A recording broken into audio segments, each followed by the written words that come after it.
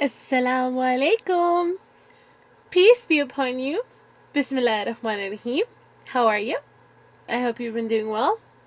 If anybody is still out there uh, apart from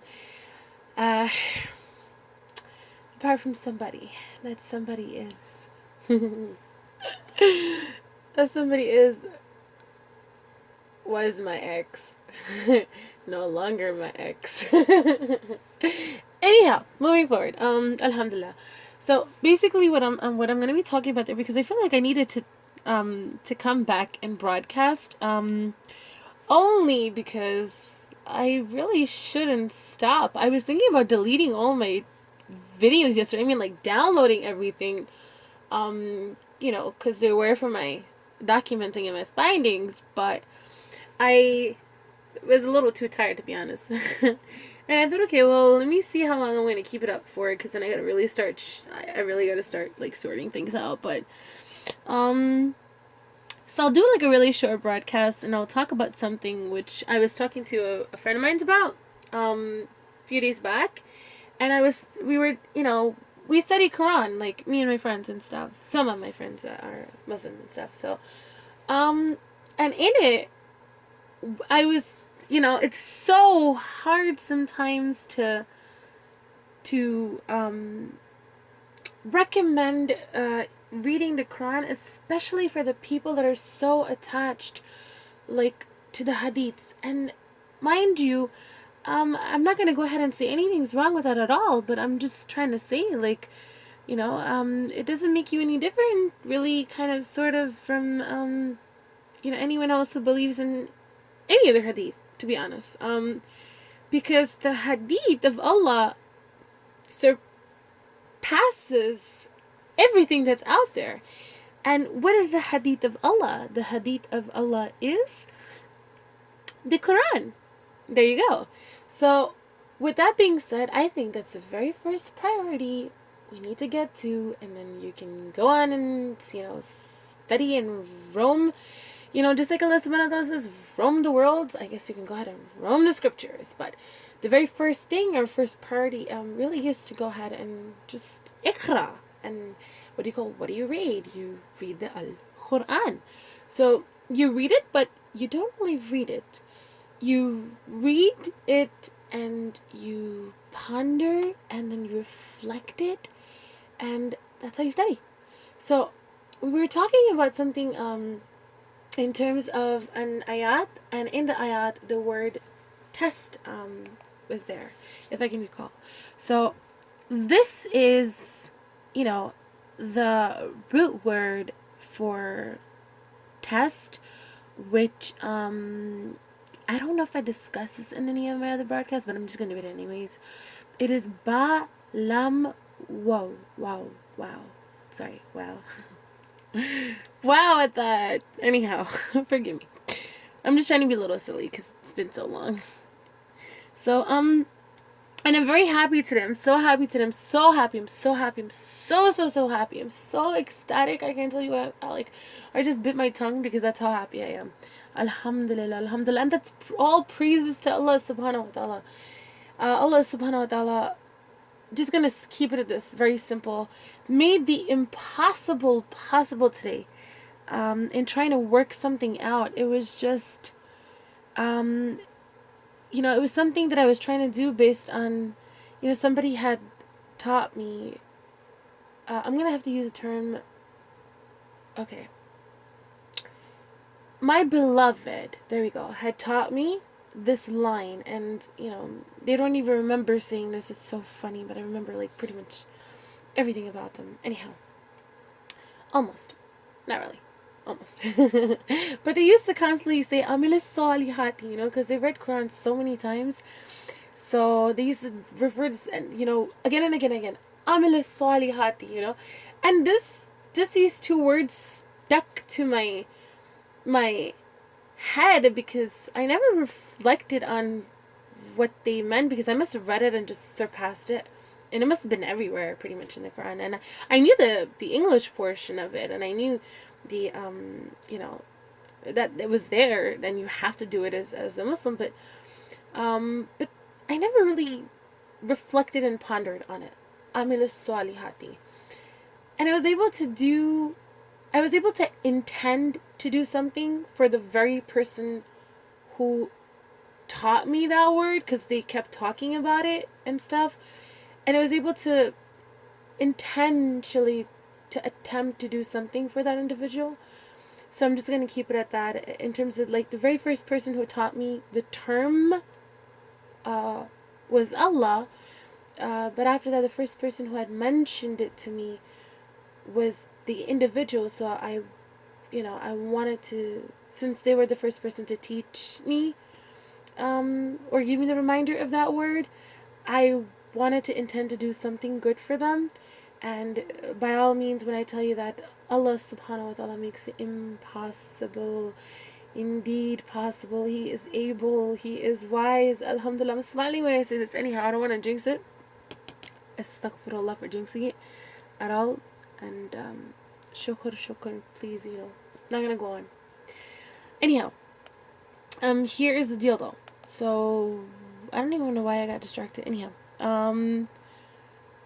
so basically, the reason why I even mentioned Amil Salihati is because I'm going to come back and talk about the test and why you need to hang on to the ropes of Allah, like the mercy of Allah. I want to say by two things. By one, by constantly turning to Him. No matter what happens, just turn to Him. No matter what somebody says to you, no matter what somebody says about you, no matter how crazy things are going on outside. And I mean, like, if there is literally a war outside and there's a war in your life, literally, don't pay attention to it, even if you're surrounded by, like, the whole entire enemy, And even if it's you alone, you're fine. You're fine, You could turn out to be a James Bond. You never know, You never know, man. So you just gotta stay, like, you gotta stay with the ayahs of Allah. That's what you need to do. You need to focus on Allah subhanahu wa ta'ala's names, especially His names too. It's really interesting to go ahead and think about that. Yeah. If you can focus, for example, if you're trying to stay devout and you're trying to stay a pious wife, right?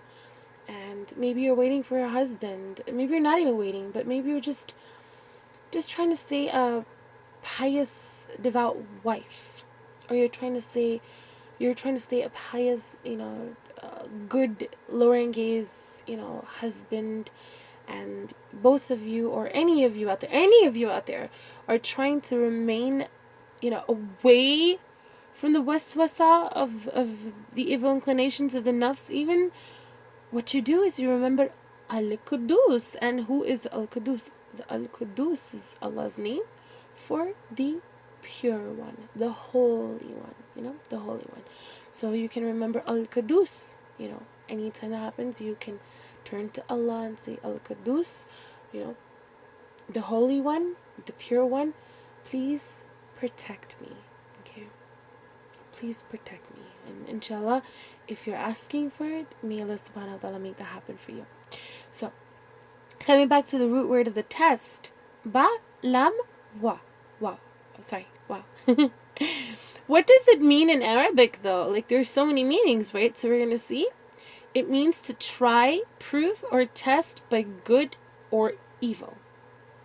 To become old and worn out, wear and tear, withered, decayed, not caring, minding, heeding, regarding or paying attention, conferring favors, benefits, or blessings, swearing oaths, covenants, informing, acquainting, revealing, manifesting, making apparent, evident.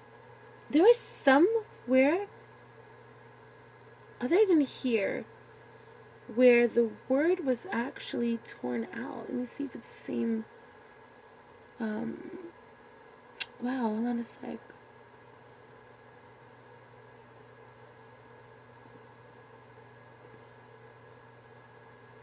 Give me a second.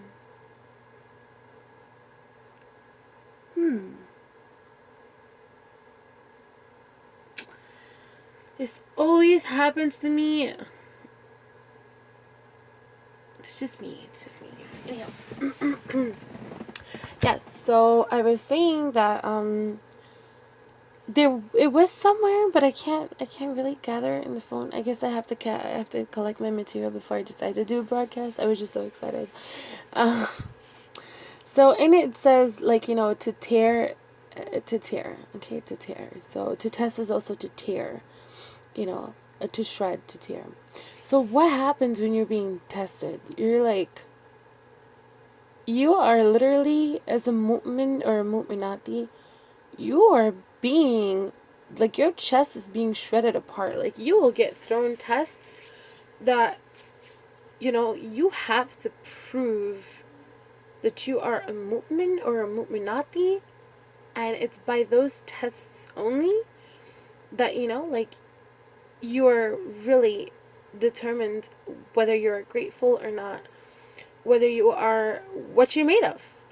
Allah subhanahu wa ta'ala created you, so, like, it's technically what you're made of. Like, are you even worth a creation to have created at all? Like, he knows, but he says that only about the mu'mins and the mu'minatis, right? So if you're a mu'min or a mu'minati, like, all those words that I had mentioned all apply to being tested. All of them apply to being tested. These are the feelings that you get. You become old and worn out. It's almost like you're aging with, like, stress even, or thoughts or worries or this and that, which you shouldn't be doing any of that. But in terms of don't stress, don't be worried out, don't, that's that, because the relief is with Allah, right? So with hardship is ease, and with with every problem there's a solution with God. Okay, there's always a solution with Allah.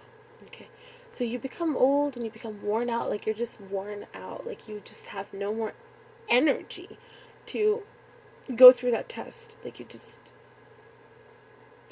you feel old. You feel old as in, like, you can't bear it anymore. Like, you just don't have the energy to do this anymore, right? Then in terms of being shredded, this almost reminds me of the example of Prophet Yusuf al-Islam, when the term wolves were used. His brothers, were like wolves, and what do wolves do? They shred you apart, right? His shirt was also shredded, right? Brought back shredded. But the wolves shred you apart. So he was also being tried. They were trying to shred him apart. And they did shred him apart, literally. But what happened with Allah? What happened when he was being shredded apart? Allah had a plan, right? As long as you turn to him, he has a plan, right? He's a Nabiyan, but there's something to learn from it. When you're being shredded out, Allah subhanahu wa ta'ala, and you turn to him, he has the best of all plans for you. As long as you're turning to him, he has the best of all plans for you. Okay? So you're being shredded, just like a wolf would shred a sheep apart, And and that could be in many sort of forms. A person can approach you, and they can be literally in this. You can be shredded apart because someone is just trying to lustfully look at you. Like, head to toe, right? Literally head to toe. They can be looking at you, and you're being shredded apart because you're being, like, invited to sin, like, invited to commit adultery, like, so you're being shredded apart like that, and you gotta remember Allah, right? Or somebody's just being violent with their words and stuff like that to you, and they're just shredding you apart with it. So what you do is you gotta turn to Allah, right? You gotta be a better person than them, and trust me, we all make mistakes, but we gotta stop making mistakes, because guess what? We don't have no room for no mistakes. You cannot have no room for no mistakes. You understand? So you gotta keep turning to Allah. The most profound thing that I have ever learned across everything was to turn to Allah. Okay. So anyways, I thought I would connect all the words, and I know this is a short broadcast. It probably doesn't even make sense, but that happened. And I guess that's about it. I guess, I mean, I have so much to share, but I don't know. Like, I'm gonna keep my broadcast a little bit limited, and then let's see where it goes from here. Okie dokie. Alright, so I'm out pretty much. Allah Hafiz, peace be upon you. Just read the book. Pray Salah as well. Please, please, please pray Salah. Read the book, and that's about it. It's a wrap. Bye bye.